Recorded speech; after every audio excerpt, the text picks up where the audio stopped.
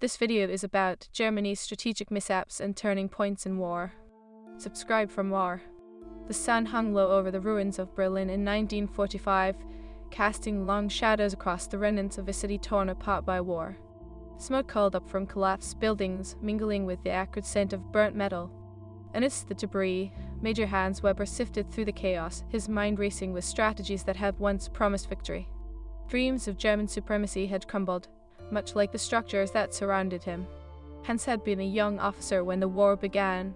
His initial fervor had been fueled by propaganda that invigorated the nation to believe in its invincibility.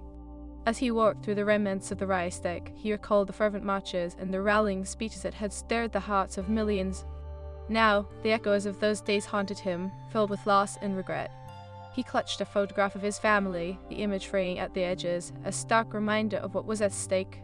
Meanwhile, across the Atlantic, the United States was addressing the ramifications of its own decisions, with President Franklin D. Roosevelt and his advisors gathered around a massive oak table in the White House.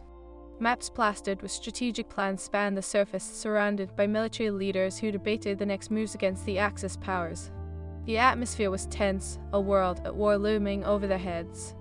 They knew that their involvement could tip the scales, but at what cost? As Hans navigated the rubble, a distant rumble echoed through the ground. He knew the Allies were advancing. The strategic miscalculations of the German High Command had led them into a quagmire that was now unfolding.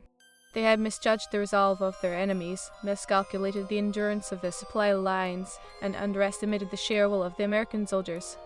The Allies' success in Normandy, the D-Day landings, had marked a pivotal turning point. France was liberated, and the weight of the war shifted. In the midst of this turmoil, a message arrived for Hans's summons to a clandestine gathering of remaining officers.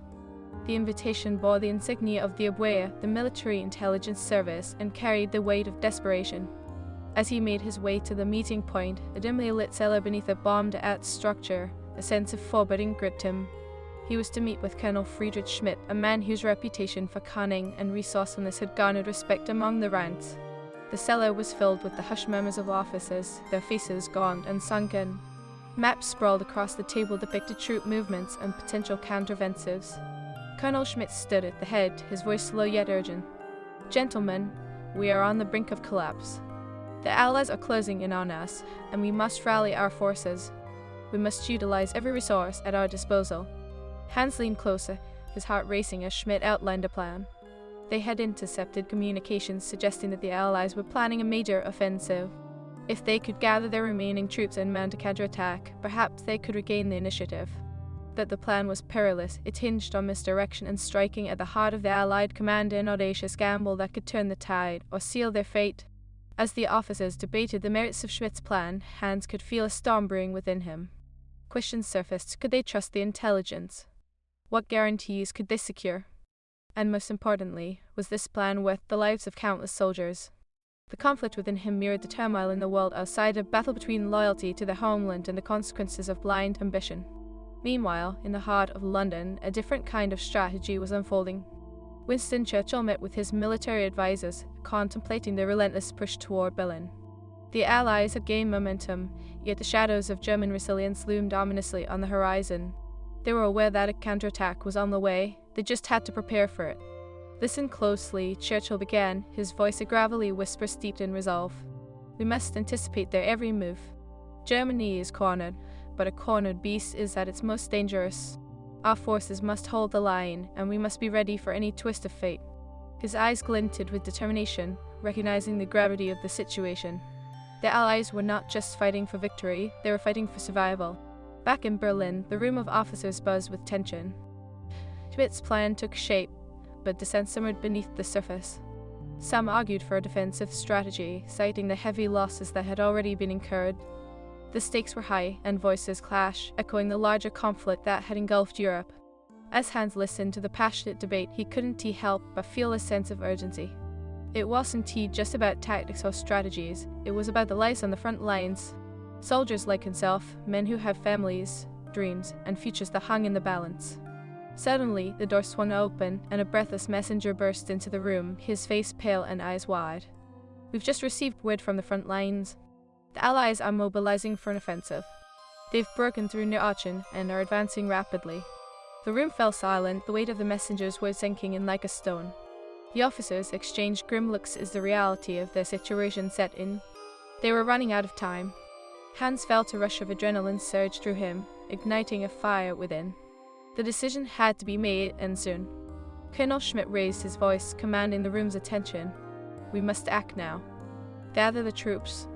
We cannot afford to let fear dictate our actions. We must strike first, or we will be struck down. With that, Hans felt the tension crystallize into a single, resolute choice. He stepped forward, looking directly at Schmidt. We proceed, but we do it with the understanding that lives are at stake. If we fail, it won't just be our defeat, it will be the end of everything we hold dear. His voice rang out, echoing a fervent hope that others felt but were too afraid to voice.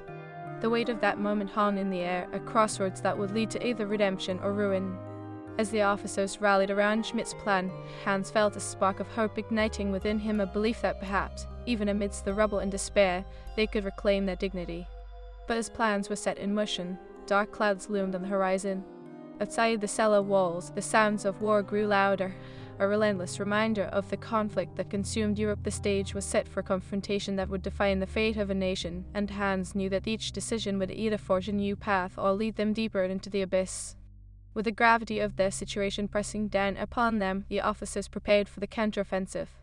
The war had been marked by strategic blunders, but now, in the face of impending doom, they would either rise to the challenge or be swept away by the tide of history. And as the first echoes of artillery fire shattered the silence of the night, Hans felt a chilling realization creep in. What awaited them was not merely a battle for territory, but a struggle for the very soul of their nation. Their fates intertwined, they would confront the enemy not only on the battlefield, but within themselves. As he stepped outside, the darkening sky mirrored his thoughts. The officers were ready to face the storm, but would they find victory or devastation among the ashes of their miscalculations? The die was cast, and the tide of war was shifting. In that moment, Hans knew that the answer would soon be revealed. The Germans were about to embark on their final gamble, and soon the world would bear witness to the consequences of ambition, loyalty, and the tragic price of war. The wheels of fate were set into motion, and as he prepared to lead his men into the fray, a singular question loomed over him. Could they survive the storm that was about to unleash its fury? The shadows grew longer, and the echoes of war resounded, signaling that the next chapter in this conflict would be a tumultuous one that would test the mettle of every soldier and the resolve of a nation on the brink of collapse. The stage was set for a turning point, and as Hans braced himself for the fight ahead, he felt a powerful drive surge within him to uncover the truth buried beneath the layers of war. What had gone wrong, and how could they reclaim their future? The answer lay ahead, and he was determined to find it. The rumble of artillery fire intensified, shaking the ground beneath Hans' feet as he rallied his men. The air was thick with tension, a palpable storm brewing on the battlefield outside Berlin. His heart raced, a mix of fear and determination coursing through him. He glanced at his fellow officers. Each man wore the scars of conflict etched across their faces. They were not just warriors, they were fathers, brothers, and sons, all caught in the relentless tide of war. As night enveloped the city, the remnants of the German army prepared themselves for a counteroffensive that could either restore their dwindling pride or plunge them deeper into despair. Major Hans Weber knew that every choice they made would resonate far beyond their immediate fate. They were tasked not just with reclaiming lost ground, but with the very essence of their nation. Meanwhile, across the Atlantic, in the war room of the White House, President Roosevelt traced his finger along the map, the lines between allies and enemies starkly evident. The United States had witnessed the harrowing toll of the war and understood that the stakes had never been higher. The Allies had broken through the German defenses in France, and now, intelligence reports hinted at the precarious positions of the Axis powers. "Gentlemen, our next move is critical," Roosevelt stated, a steely resolve in his voice. The fall of Berlin will not only signify the end of the Third Reich, but will also send a resounding message to those who dare challenge democracy. His advisors nodded, understanding the gravity of their mission. They were preparing to send reinforcements to the front lines, but the fear of overextending their forces lingered. Had not just entered the war to defeat an enemy, it had entered to affirm its standing in a world that was rapidly changing. Back in Berlin, Hans leaned over the maps spread across the cellar table, his fingers brushing the lines that marked their positions. Colonel Schmidt was deep in discussion with another officer, trying to gauge the best way to disrupt the Allied advance. "We need to strike at dawn," Schmidt emphasized, his voice rising above the chatter. "If we can intercept their supply lines, we can cripple their momentum. We must be swift and silent." Hans nodded in agreement, envisioning the quiet chaos of their operation, but the question lingered: could they trust their intelligence? The Allies had demonstrated remarkable adaptability, and any miscalculation could lead to disaster. The conversation shifted as an officer brought forth the latest reports. The Allies are regrouping near the Siegfried Line. They plan to push through toward the Ruhr Valley, he relayed, his tone laced with urgency. We have a narrow window to strike before they fully mobilize. Hans felt a tightening in his chest. The Ruhr Valley was the industrial heart of Germany. Its loss would spell doom. He glanced back at the photograph of his family, still tucked in his pocket. He couldn't let his thoughts drift away from the reality of war, no matter how painful. Gentlemen, we must be prepared for any eventuality, Hans interjected, his voice steady. We can't just react to their movements. We need to anticipate their strategy. If they are mobilizing, we will use that to our advantage. We will draw them into a trap. As the plan formed, Hans could see the flicker of hope in the eyes of his fellow officers. They were united by a shared sense of purpose, though the shadow of doubt still loomed over their decisions. The night wore on, and as the first hints of dawn painted the sky, the officers prepared to take a stand. On the front lines, American forces dug in, their spirits buoyed by the recent victories in Normandy. Corporal James McAllister stood with his men, the bayou of Louisiana distant memory. He had enlisted believing in the righteousness of their cause, and as the sun rose, he felt a renewed sense of determination. With each passing day, the stories of his comrades who had fallen fueled his resolve. Stay sharp, boys, McAllister called, peering through his binoculars across the battlefield. The ghostly outlines of German positions stood in the morning light. They'll be coming at us hard, and we need to be ready. As the sun broke fully over the horizon, a thunderous roar erupted from the German side. The earth shook as artillery pounded the American positions, and the air filled with the acrid scent of smoke and gunpowder. McAllister's heart raced as he led his men to their defensive positions, adrenaline coursing through his veins. Hold your ground. They won't take us easily, he shouted, the echoes of his voice swallowed by the cacophony of battle. The first wave of German soldiers surged forward, and chaos erupted. Hans, leading the charge, could feel the weight of history pressing down upon him. His heart raced in synchrony with the sounds of gunfire and the cries of men. As they advanced, he spotted McAllister among the American ranks. In that instant, they were not just soldiers of opposing forces, they were embodiments of their nation's hopes and fears.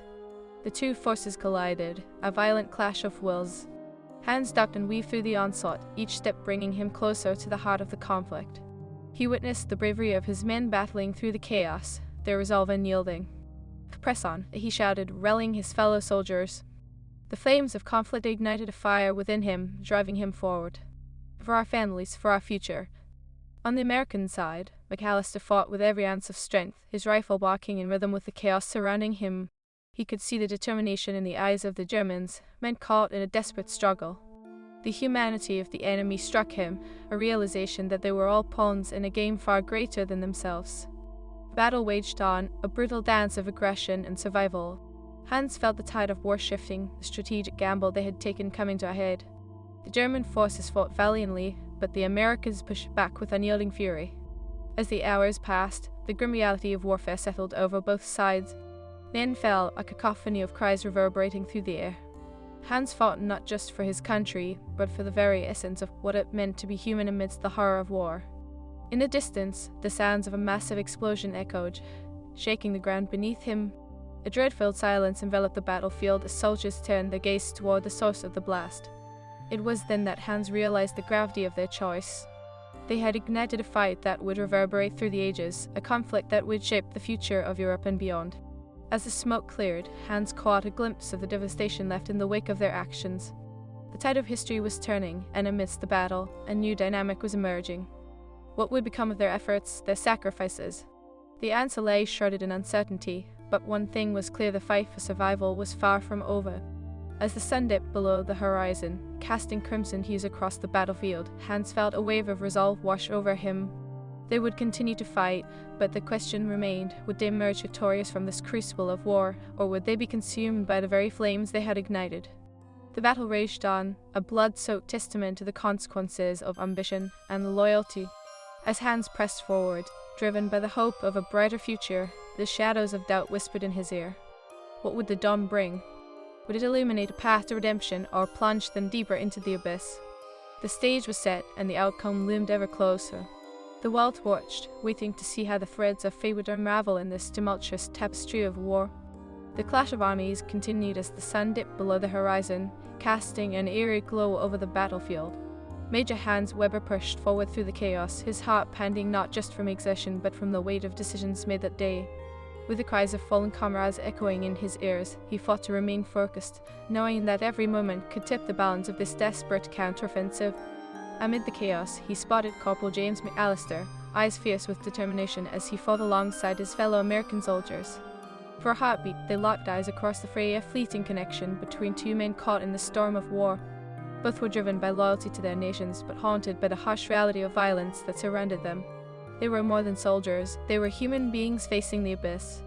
The German forces pressed their assault, aiming to exploit any weakness in the American lines.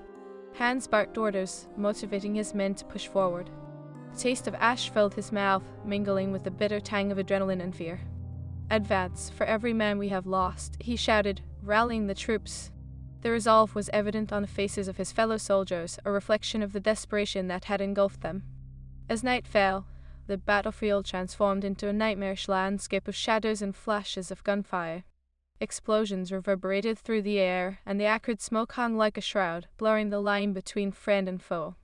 Hans felt a surge of anger. They had risked everything, yet here they were, fighting a battle that seemed increasingly futile. On the American side, McAllister called to his men, urging them to hold their ground as the German forces surged forward. The fearlessness of his comrades inspired him, igniting a fire that kept his own spirit alight amid the horrors of war. "We were not losing this ground," he yelled, firing off another round, his heart racing with the weight of his mission protecting the future of freedom. The clash intensified, and the sound of gunfire melded into an awful symphony of destruction. Hans felt the tide turning, his instincts warning him that the counteroffensive was faltering under the relentless American advance. Each fallen soldier weighed heavily on his conscience. Memories of his family flooded back, the faces of his children offering a stark contrast to the blood-soaked earth beneath his feet. He had fought for them, for a future, but at what cost? Suddenly, a deafening explosion rattled the ground, and Hans staggered, momentarily disoriented. In those brief seconds, he saw the chaos unfold around him. A handful of men were swept away by the blast, their cries swallowed by the unforgiving night. The brutality of war bore down on him. This was not just a fight for territory, but a fight for humanity's very soul. "Fall back, regroup," Hans shouted, realizing the precariousness of their situation. They had pressed too far, too quickly, and now they were vulnerable. The German line began to splinter as confusion settled in among the ranks.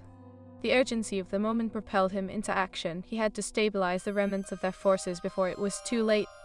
Meanwhile, Roosevelt's war room buzzed with energy as news of the battle reached Washington. The president leaned closer to the map, tracing the lines of progress with his finger. "I want immediate air support dispatched to the front lines," he ordered, his voice steady with purpose. His advisors nodded, understanding that the success at this moment could alter the course of history. The Allies had rallied after the invasion of Normandy, and now they were pushing toward Berlin, hoping to capitalize on the disarray within German ranks. Back on the battlefield, as Hans rallied his men, McAllister caught sight of the disarray on the other side. "They're re-breaking," he shouted to his squad, adrenaline coursing through his veins. The American forces sensed victory, and with it the prospect of liberation for millions hung in the balance. But amid the noise of battle, Hans found a moment of clarity. He understood that this fight was about more than land, it was about ideologies that would shape the future of Europe. As he rallied his men, he called upon their shared purpose, igniting the embers of hope. "We fight not just for Germany, but for the world that will rise from these ashes." The tide of battle shifted once more as the German soldiers, emboldened by Hans' words, regained a semblance of cohesion. They pushed back against the American advance, each soldier finding strength in the realization that their lives had meaning, their fight was significant. Hans felt the surge of courage propel him forward, charging into the fray. But the battle was taking its toll. Gunfire erupted around him, and one of his closest friends fell, a young soldier, barely out of his teens, his life extinguished too soon. The sight sent a wave of despair washing over Hans, but he could not falter. He had to honor his fallen comrades, channeling their sacrifice into every step he took. On the American side, McAllister felt a knot form in his stomach as the realization of loss struck him. Each fallen soldier was not just a statistic but a brother in arms, a life snuffed out by the cruelty of war. Yet, amidst the grief, he found the strength to fight harder, to reclaim their fallen brother's honor. The fight was for them as much as it was for the ideals they represented. As the battle raged on, the strategic miscalculations of Hans and his fellow officers became painfully evident. They had underestimated the resolve of their enemies and overestimated their capacity to turn the tide. The weight of their choices became a living entity, pressing down on Hans as he fought through the onslaught, pushing against the tide of despair that threatened to engulf him.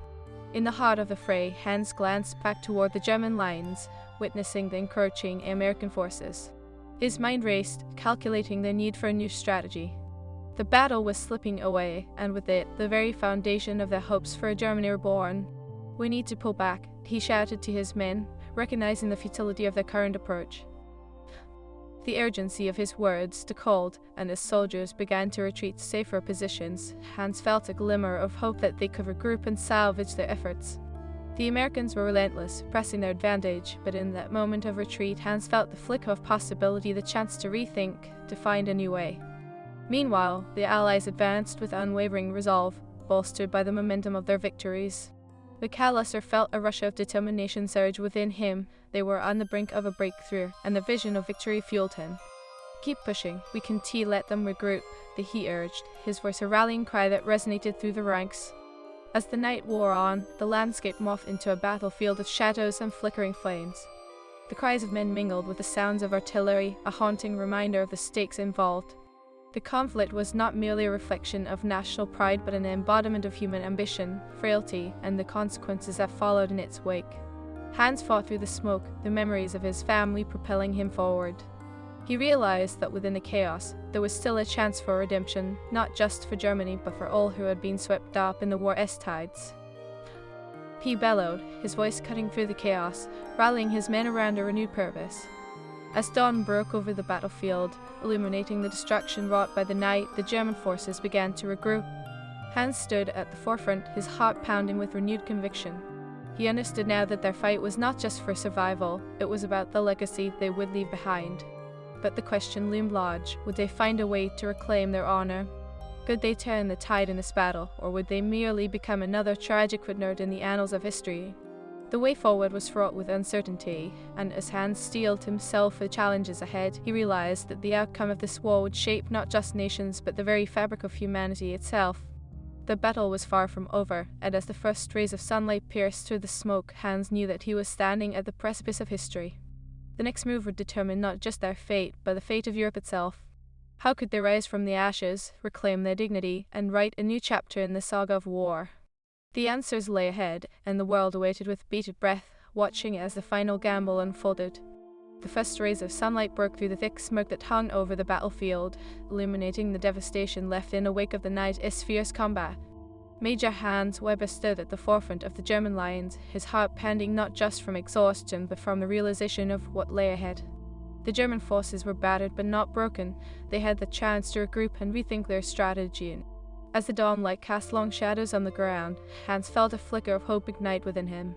"Form ranks, we cannot let the Americans dictate our movements any longer," he shouted, his voice carrying across the battlefield. Soldiers blinked in the early light, their faces smeared with a mix of dirt, sweat, and the remnants of battle. They looked to Hans, seeking reassurance that their fight had not been in vain. Each man was a reminder of the sacrifices made, and the weight of their shared history pressed down upon him. Meanwhile, Corporal James McAllister stood among the American troops, watching the Germans regroup. An uneasy feeling settled in his gut as he realized they were not as finished as they had seemed. They were getting their act together, he shouted, rallying his fellow soldiers. The tension thickened in the air, the soldiers aware that this moment could tip the scales of the battle in either direction. With both sides preparing for the next clash, Hans and McAllister found themselves propelled by the same undercurrent of urgency, each man deeply aware that the stakes transcended mere territorial gains. They were fighting for ideals that had the power to reshape Europe. As the German troops were formed, Hans' mind raced with strategic possibilities. The Allies, having gained the upper hand, were undoubtedly adjusting their tactics as well. "We need to redirect our forces toward the flanks," he called to his officers. "If we can stretch their lines, we can create openings for a decisive strike." Though the fallout from the previous decisions weighed heavily upon them, Hans' resolve hardened. They couldn't afford to dwell on past mistakes. They needed to forge ahead with unwavering determination. In the American camp, McAllister relayed his thoughts to his sergeant, a man with years of battle experience etched into his weathered face. "We need to split their lines and hit them hard before they can stabilize," he urged, a fire ignited in his voice. The sergeant nodded, understanding the gravity of the situation. "If we can keep the pressure on, we can exploit their weaknesses." This strategy was sound, and the Americans readied themselves for the fight that lay ahead. As the sun rose higher, casting a stark light over the battlefield, both sides braced for the impending clash. The tension was palpable, each soldier aware that this moment could be pivotal not just for their immediate fates, but for the war itself. Hans signaled to his men, and they formed a formidable line, eyes fixed on the horizon where the American forces awaited, poised to unleash their assault. The air crackled with anticipation as the first shots rang out. Hans led the charge into the fray, his heart pounding with adrenaline. The sound of gunfire filled his ears, the harsh reality of war colliding with the idealistic visions that had once fueled his fight. He pushed forward, urging his men to follow him with fervor. "For our families, for our future," he shouted, channeling every ounce of energy into his words. On the American side, McAllister felt the adrenaline surge as he fired back at the advancing Germans. "Keep your heads up. Focus on their numbers and push them back," he yelled, fighting alongside his comrades. The battlefield transformed into a chaotic landscape of smoke, fire, and the cries of men battling for their lives. Each bullet fired, each decision made, was laced with the weight of history. As the two forces clashed, the brutality of war revealed its ugly face. Bodies fell, cries of anguish pierced the air, and the ground became drenched with the blood of those fighting for ideals that felt increasingly fragile. Amidst the chaos, Hans spotted a familiar face, a young soldier from his unit, eyes wide with fear as he took cover behind a crumbling wall. He could not let another life be lost, not while he still drew breath. "Stay close to me," Hans shouted, charging toward the young soldier. But before he could reach him, a bullet whizzed past, striking the ground mere inches away. He felt the weight of mortality pressing down on him like a shroud. Time slowed as he watched his fellow soldiers' eyes widen in terror. The realization struck him like a heavy blow. They were not just fighting for victory, but for the very essence of humanity, caught in a web of ambition and desperation. Meanwhile, as the battle raged on, McAllister felt the tide beginning to shift in favor of the Germans. "Fall back, regroup," he heard his sergeant shout over the din of gunfire. McAllister's heart sank as he realized that the Germans were not just holding their ground, they were pushing back with renewed determination. Instinctively, he rallied his unit, calling out, "We can't let them take advantage of our retreat, steady yourselves." The clash intensified, both sides losing ground and gaining it in a brutal back and forth, a testament to the resilience of both armies. Each soldier fought not just for their country, but for their place in a world that seemed to spin ever further into chaos. Hans felt the adrenaline surging, driving him forward. With each push against the Americans, he saw hope flickering in the eyes of his men, and a renewed sense of purpose enveloped him. In those harrowing moments, a realization dawned upon him. This battle was no longer about winning or losing, it was about the legacy they would leave behind. The ideals they fought for would shape the world long after the guns fell silent. "We will not let the sacrifices of our brothers be in vain. We must rise, not as conquerors, but as men who seek to understand the true meaning of honor." Hans' voice cut through the chaos, igniting a spark among his men. Back on the American lines, McAllister felt a similar surge of realization. In the heat of battle, amid the cacophony of destruction, he understood that they were not just fighting against the Germans, but against the very ideologies that had brought them to this point. He could see the humanity in the eyes of his foes, struggling just as fiercely for their beliefs. "This isn't just about the land, it's about the future we want to build," he shouted, echoing Hans' sentiments in a way he hadn't expected. And so, as the sun rose higher, casting a warm glow over the battlefield, both sides found themselves battling for something deeper. The war had become a crucible, testing the mettle of nations, the essence of humanity itself, and the ideals that would rise from the ashes of conflict. Each bullet fired, each life lost, was a thread woven into the complex tapestry of war. As the battle unfolded, both Hans and McAllister fought with a new sense of purpose, aware that their actions would resonate far beyond the immediate conflict. The realization dawned upon them that true victory would not come from conquest, but from understanding and rebuilding, a chance to learn from the past and forge a new future. The battle raged on, but as the day wore long, they began to realize that the outcome of this conflict would not be merely defined by who emerged victorious, but by how they chose to rebuild from the wreckage. In that moment of profound clarity, Hans and McAllister stood as reflections of their nation's hopes and fears, bound by a shared desire to emerge from the shadows of war and into a brighter dawn, a testament to resilience, redemption, and the enduring spirit of humanity. As the dust settled and the last echoes of gunfire faded, both sides began to understand that the war was just one chapter in a longer story. The true battle lay in the decisions they would make moving forward. Would they be defined by the conflict that had consumed them, or would they emerge from the ashes to shape a new destiny? The choice was theirs, and the world watched, awaiting the unfolding of history. With the sun setting on a day filled with turmoil, the cries of war transformed into whispers of hope, echoing through the heart of our continent yearning for peace.